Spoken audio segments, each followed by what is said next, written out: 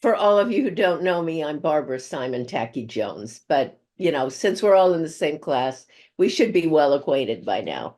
And I'm just going to start this presentation with my recollections of my childhood through my high school years in San Rafael.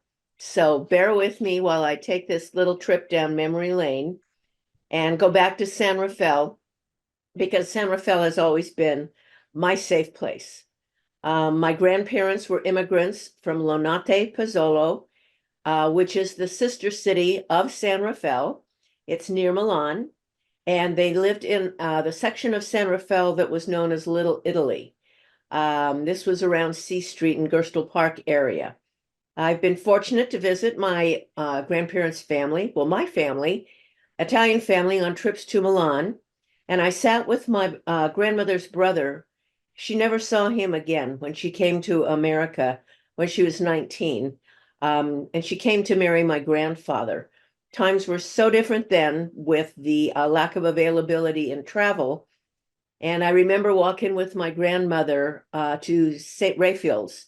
And she did this every day, and she never drove. When she came to America, once she came, she just stayed in San Rafael.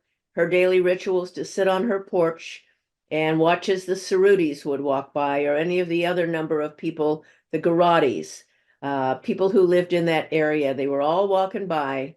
They were probably all going to church. And we lived in my grandparents' basement in this C Street house. And I always said I'm this short because the ceilings weren't to code and they weren't 8 feet.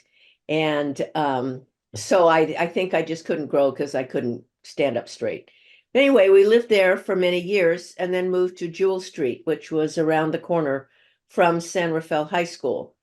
And being that my dad was a teacher until he passed when we were sophomores, I was involved in a lot of the school things like music and that type of thing. I always felt I couldn't make a mistake because my dad would find out, and more often than not, he did. So my solution to this was that one day I brought nail polish to class and started to do my nails because I knew if the teacher saw me, I would be sent out of class. It worked. I accomplished my goal. So I finally got to get kicked out of class. And I remember doing music till I was a sophomore, and after he passed, I decided I wanted a different way of being a part of San Rafael High School. And so I was a song leader and ran for cheerleader. And Arlene Gelati, Terry Litchfield, Joyce Hampton, and myself were the first girls foursome. I don't know if it was forever, but for a long, long time. We had a lot of fun doing that. And I remember belonging to the Walther League, which was through Trinity Lutheran Church. And after our Sunday evening meetings, a group of us would go to the courthouse creamery and we would make homemade milkshakes.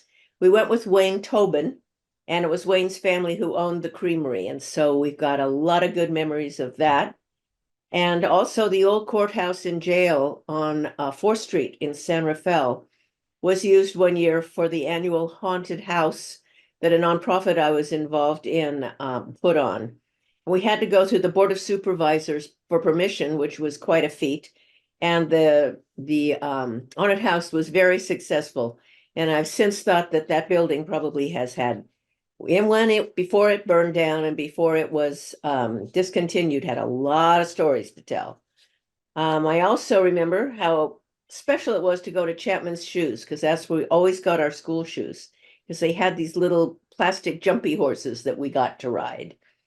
And I just want to just conclude this by saying that I am just so thankful that so many classmates have stayed so close and still enjoy each other's company and sharing our nostalgic memories. So thanks for listening.